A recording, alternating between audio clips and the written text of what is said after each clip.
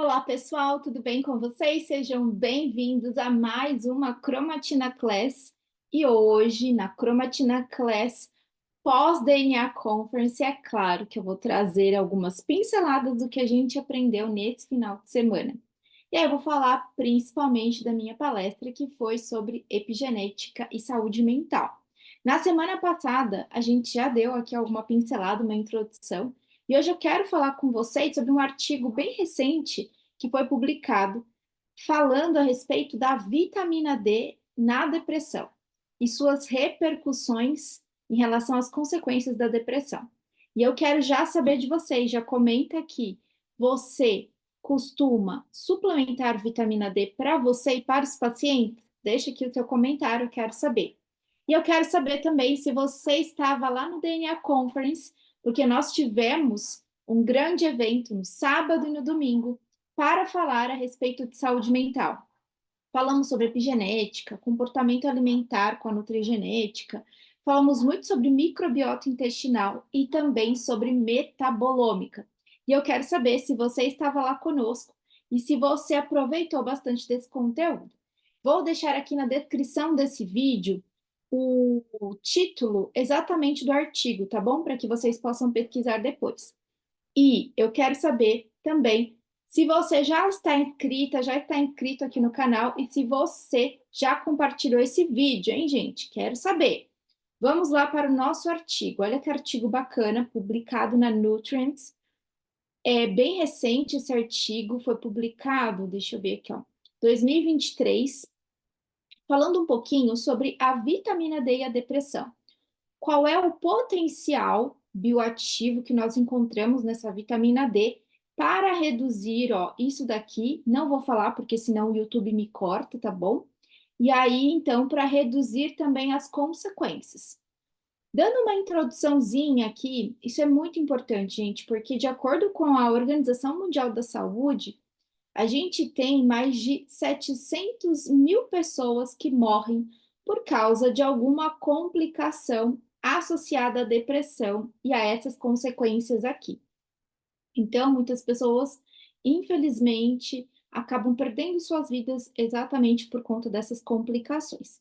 E é claro que a vitamina D ela não vai ser a salvadora da pátria sozinha, porque quando a gente pensa em saúde mental, vários fatores são importantes. Um sono de qualidade, alimentação de qualidade, o estilo de vida, então se a pessoa é mais ativa, menos ativa, se ela tem, por exemplo, o uso crônico de alguma medicação, se ela tem uma microbiota intestinal saudável, tudo isso vai influenciar nessa capacidade da pessoa de também desenvolver esses sintomas e, consequentemente, você tem um estado pró-inflamatório a nível cerebral, a nível intestinal, e essa relação, tanto de cima para baixo quanto de baixo para cima, ela é super importante. Então, quando a gente pensa na vitamina D, ela se mostra ali como um fator de bastante risco em relação à depressão.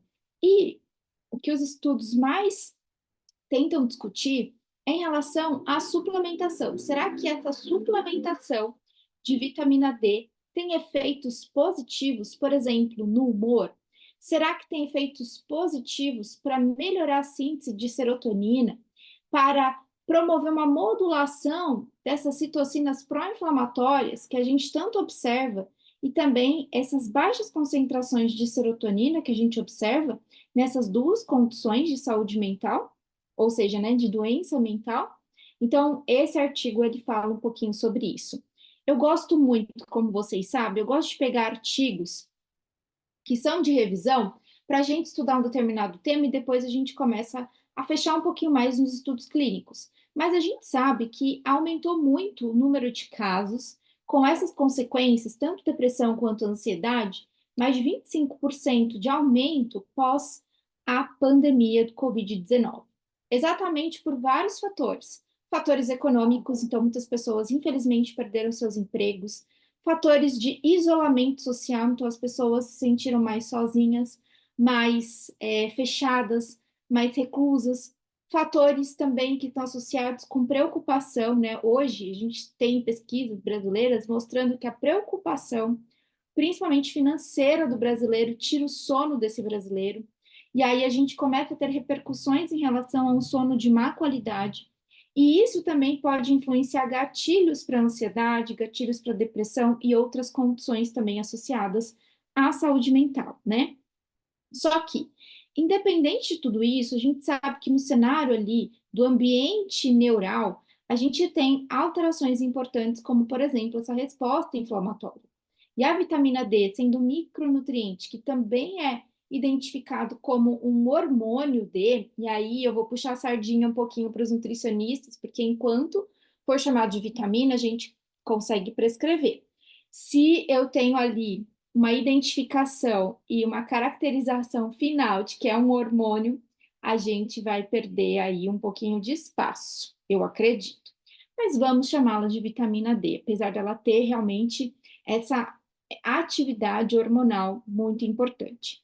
O que a gente consegue observar, né, de acordo com esse estudo? Então, a gente tem principalmente que o metabólito ativo da vitamina D, chamado de calcitriol, ele tem um efeito endócrino, parácrino e autócrino. Isso quer dizer que as repercussões podem ser específicas de um tecido, podem ser disponibilizadas na circulação para atingir outros tecidos, e isso vai ser muito importante, por quê? Porque sendo ali um o nutriente importante, eu preciso ter uma adequação de consumo. Muitas pessoas não vão se submeter, por exemplo, à exposição aos raios ultravioletas para ter síntese de vitamina D. E o consumo na alimentação, a gente tem muita restrição em relação às fontes. Então, quando a gente pensa na suplementação, para quem precisa exatamente, pode ser um fator positivo. Agora, só um pouquinho de atenção. Nós tivemos uma brilhante palestra nesse final de semana de um psiquiatra, Dr. Michel Haddad, falando um pouquinho sobre alguns nutrientes, achei fantástico. E aí ele colocou cada vez mais pegando no consultório pacientes consumindo uma quantidade muito alta de vitamina D. Então aqui, gente, a gente não está falando de quantidade alta de vitamina D consumida. Mesmo porque para uma pessoa consumir 50 mil UI de vitamina D por dia, ela vai precisar de restrição alimentar de algumas fontes de nutrientes, entre eles o cálcio. Ela vai precisar olhar para a vitamina K, olhar para o magnésio, olhar para o fósforo, porque se eu não tiver um equilíbrio entre esses micronutrientes, eu tenho prejuízos também no risco que esse paciente vai poder apresentar de calcificação de tecidos moles, ele pode apresentar fragilidade óssea, então a gente tem muitas repercussões negativas se eu não tiver um controle. Ah, Tati, mas eu tenho uma doença autoimune e eu preciso dessa quantidade. Então, você tem que ser orientado, orientada por um profissional. Não faça isso sozinho, é isso que eu estou falando. Não vá fazer tudo sozinho. Tem que observar também essa importância do profissional em te acompanhar. E aí ele fala um pouquinho, né, que outros estudos mostram que essa vitamina D pode ser um fator de risco para depressão e suas consequências, né? Então, por isso que foi importante avaliar a vitamina D no sentido de que ela pode estar associada com a biodisponibilidade, por exemplo, colinérgica, então ela pode influenciar em alguns neurotransmissores, como por exemplo, acetilcolina, dopamina, noradrenalina, e todas essas consequências vão promover ou estão associadas com casos de depressão. Além disso, alguns estudos mostram que a suplementação de vitamina D podem, de forma clínica, influenciar nessa depressão, principalmente porque ela é capaz de modular citocinas pró-inflamatórias como interleucina 6 e TNF-alfa, que são essenciais para uma resposta inflamatória. E aí eu quero que vocês se lembrem, que eu sempre falo também, inflamação não é ruim, desde que ela seja controlada. Uma inflamação em que eu tenho ali um processo agudo e fisiológico do meu corpo para reconhecer todas as alterações que eu estou apresentando. Então, eu posso ter aumento de temperatura, eu posso ter dor, eu posso ter vermelhidão naquele local, por exemplo, mas eu tenho que tomar um cuidado para não deixar minha consciência entender que tudo que é inflamação é ruim, porque é uma resposta imunológica. Agora, a inflamação que é a longo prazo, que tem uma baixa intensidade, que é crônica, essa sim é mais patológica, é dessa que a gente está falando. Então, você pega uma pessoa que há muito tempo está com deficiência, está com alteração, baixas concentrações de vitamina D, é uma pessoa que precisa realmente pensar nessas questões mais crônicas, tá certo? E aí a gente vai pensar um pouquinho sobre tudo isso. Ele vai falar um pouquinho sobre a vitamina D, sobre a ativação do calcitriol e do metabolismo. E aqui, gente, é que começa a nossa aula, né? Por quê? Porque a vitamina D ela tem funções importantes nessa modulação do estresse via citocinas inflamatórias. Ela pode regular a expressão de neurotrofinas. Então, uma neurotrofina que a gente conhece bastante é o BDNF, que é um fator neurotrófico cerebral. Ela ainda pode regular a resposta imunológica, aumentando a produção de peptídeos antimicrobianos e induzindo células dendríticas também, então favorecendo a ativação de células dendríticas. Ela também pode colaborar para que a gente tenha uma modulação da atividade de linfócitos T, e isso vai promover uma resposta imunológica mais adequada. E aí, quando a gente pensa na ativação dessa vitamina D via exposição solar, a gente tem essa vitamina D sendo sintetizada pela nossa epiderme, só que ela precisa se ligar a uma proteína de ligação, que é o DBP, né? Então, uma proteína de ligação da vitamina D, também em alguns artigos conhecidos como GC, que é uma proteína que faz, a gente fala que ela transporta a vitamina D, né, uma carreadora de vitamina D. Lá no fígado, essa vitamina D, então, que ainda não é ativa, ela vai sofrer a sua primeira hidroxilação. E essa primeira hidroxilação, que vai ser no carbono 25, ela vai receber, então, o nome de 25-hidroxivitamina D. Quem faz isso é a enzima chamada CYP2R1. Essa enzima CYP2R1 vai pegar essa vitamina D que não está ativa e vai transformá-la, metabolizá-la em calcidiol. Essa calcidiol, então, vai lá para o rim, e lá no rim ela vai ser metabolizada pela CYP27B1 em calcitriol. A calcitriol, que é 1,25 hidroxivitamina D, ela é a vitamina D ativa. Tati, por que 1,25? Porque agora essa vitamina D, que está intermediária, o calcidiol, ela recebe então uma segunda hidroxila no carbono 1. Então fica com a primeira do carbono 25 e recebe mais uma que vai para o carbono 1. Então fica 1,25. A gente achava que a estabilidade da 1,25 no sangue era muito rápida. Hoje a gente sabe que é um pouquinho maior. Então muitos profissionais já solicitam também não só a 25 hidroxi, mas a 1,25 hidroxi também. O ponto é que essa vitamina D, depois que ela é formada, depois que ela consegue ali ser metabolizada, ela pode, aqui ele está falando um pouquinho, né, de algumas fontes de vitamina D, como por exemplo, peixes, aqui ele coloca o ovo, cogumelos, né? Mas a gente sabe que tem muita limitação na alimentação também. Esse calcitriol, então, ele pode correr pela circulação e atingir a barreira hematoencefálica, contribuindo para toda essa modulação a nível cerebral. E ela também pode ir para outros tecidos, porque a gente também tem receptores dessa vitamina D, aumentando a expressão gênica de genes que vão colaborar para uma resposta metabólica mais adequada, mais equilibrada. Então, praticamente é esse o metabolismo quando a gente pensa nesse eixo, né, de vitamina D e saúde mental. Um outro ponto aqui importante que eu vou mostrar para vocês, e ali a gente tem, né,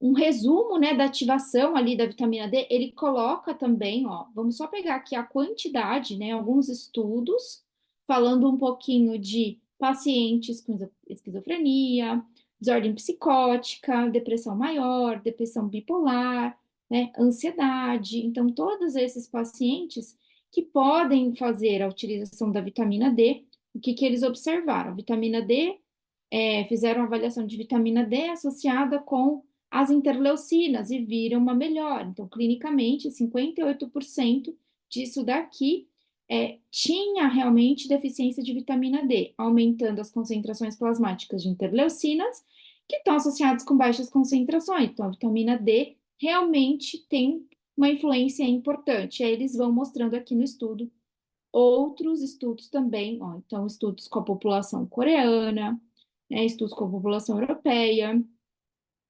norte-americana. Só queria ver aqui, ó, a quantidade, né, que eles fizeram ali a recomendação. Nem todos aqui colocam a quantidade de recomendação. Então, eles estão fazendo uma avaliação, muitas vezes aqui, para identificar o quanto que tem de pacientes que têm essa condição clínica associado à deficiência de vitamina D, né, para fazer realmente essa quantificação, ó. Então, a maioria identifica o 25-hidroxivitamina D, tá? Que é mais comum, pacientes mexicanos, por exemplo, tá? E aí a gente começa a identificar aqui um outro ponto importante. Tem estudos também com modelos animais, olha aqui, ó. Aqui a quantidade que a gente chegou. Então, na Austrália, por exemplo, eles fizeram uma intervenção em 400 e 800 UI. Então, é uma quantidade que está dentro de uma referência segura, né? Aqui eles não fizeram a intervenção, aqui eles já fizeram uma quantidade de 20 a 40 mil por semana, gente, é por semana. Então, se você dividir, vou dividir aqui, né? Vou colocar, vai, 20 mil dividido por 7 dias. Isso dá em torno de 2.000 por dia. Então, peraí, deixa eu de novo, dividido por 7, 2.000 por dia, 2.800, que é uma quantidade ok, adequada. Se eu multiplicar isso por 40, né? Se eu tiver ali 40 mil, isso vai chegar numa dose de 5.000 UI, né, 5.700 UI. Então, é uma quantidade que ainda é uma quantidade mais segura quando a gente pensa até nos outros micronutrientes.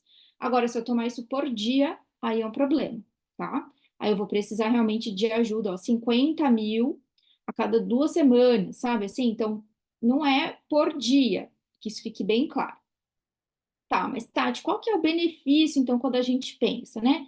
Aqui ele está comparando um pouquinho, porque a vitamina D parece ter um envolvimento também com a ativação ali de triptofano. Então, a gente sabe que o triptofano, né? Então, aqui é o TRP, que é o triptofano. Esse triptofano, ele tem algumas vias importantes. Então, ele não vai ser diretamente direcionado para formar serotonina, como a gente pensava.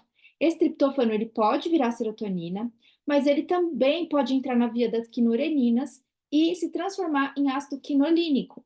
Esse ácido quinolínico, ele é mais pró-inflamatório. Então, se eu tiver uma condição mais pró-inflamatória por N motivos, a gente começa a ter uma liberação, por exemplo, de ativação de NF-κB, que é um fator de transcrição envolvido com resposta inflamatória, e além disso, ele vai favorecer o aumento da expressão de citocinas pró-inflamatórias, como interleucinas e TNF-alfa, ativando essa via das quinureninas e terminando aqui na ativação do ácido quinolínico. Então, aumentando a resposta inflamatória. A grande questão que a gente está observando aqui é que o calcitriol, que é a vitamina D ativa, estão vendo que tem essa faixinha aqui, ó, é de bloqueio ou de diminuição. Então, lá na micróglia, em que esse NF-κB ativaria, por exemplo, essa cascata inflamatória, o calcitriol, como ele passa a barreira hematocefálica, ele consegue diminuir a expressão de NF-κB, ele consegue modular a atividade ali da micróglia, essa atividade de resposta de células de defesa, células imunológicas, e isso é muito positivo. Além disso, a gente ainda tem lá na fenda sináptica o calcitriol regulando a recaptação de serotonina. E isso vai ser importante porque no neurônio pós-sináptico, a partir do momento que a gente tem os receptores de serotonina e tem um controle melhor da via inflamatória, eu consigo direcionar um pouquinho melhor esse triptofano para virar serotonina e ter um encontro aqui com os seus receptores, promovendo aquela sensação de bem-estar. Não vai adiantar, por exemplo, uma pessoa ficar consumindo uma medicação que inibe a recaptação se eu não tenho a matéria-prima. Eu preciso ter a matéria-prima. E não vai adiantar ficar dando um monte de triptofano para o paciente, porque ele pode estar mais inflamado e fazer um desvio de rota, levando à formação de ácido quinolínico, que é mais pró-inflamatório. Além disso, esse ácido quinolínico, ele vai potencializar a excitação desse neurônio. Então, aqui a gente começa a identificar lá na fenda sináptica do neurônio, né, pré-sináptico com pós-sináptico, o aumento de quinulenina favorecendo o aumento dessa ativação dos receptores de NMDA, que são receptores que vão favorecer a internalização ali e a captação de glutamato, que é um neurotransmissor mais excitatório. E aí, esse aumento de excitabilidade pode promover também mais ansiedade, mais resposta, diferenciada do que a gente quer observar num paciente, que é uma resposta mais de tranquilidade, ou pelo menos de equilíbrio, né? Que também vai ser importante ter momentos de excitabilidade. Ao mesmo tempo, esse calcitriol, que está o calcidiol para ser metabolizado, né? Ele também favorece, principalmente via diminuição de CERT de monoaminoxidase, para favorecer logo a síntese dessa serotonina que vai ser utilizada aqui entre esses neurônios pré e pós-sináptico. E aí a gente tem mais uma vez o calcitriol favorecendo a ativação de células de defesa. Isso vai ser super importante. Então, o calcitriol, ele tem uma função importante, tanto na função de defesa, uma resposta de defesa, quanto também na melhora ali do perfil de utilização dessa serotonina. Pode ser, por exemplo, que você utilize já o 5-HTP com seu paciente, que é uma serotonina mais ativa, né? Um metabólito mais ativo da serotonina.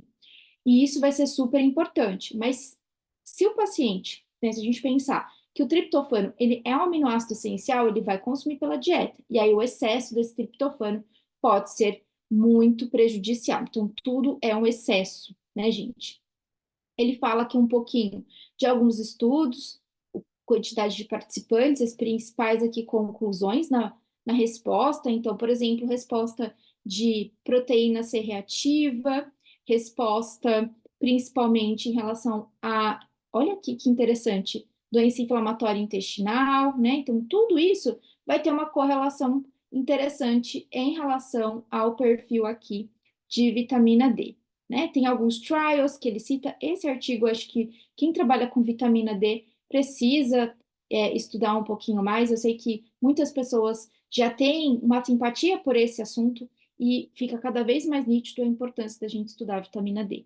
Então, como conclusão, o artigo ele fala que a determinação e a suplementação de vitamina D pode ser interessante, aí ele coloca até que pode ser seguro, então depende muito de cada caso, né? A gente já falou aqui, mas ele não trouxe nada além também, né, das conclusões dos estudos aqui. E além disso, é importante ou é pertinente estudos in vitro que possa nos elucidar no sentido do papel do receptor de vitamina D no cérebro, com possibilidades de aumentar a expressão desse receptor em casos de depressão ou suas consequências, né? E que pode ser uma possibilidade proposta para melhores análises, estratégias e para realmente ter esse link com os estudos clínicos, né? Então, isso é importante porque esse efeito da suplementação de vitamina D pode reduzir esses sintomas de forma um pouquinho mais indireta e também trabalhar nessa prevenção.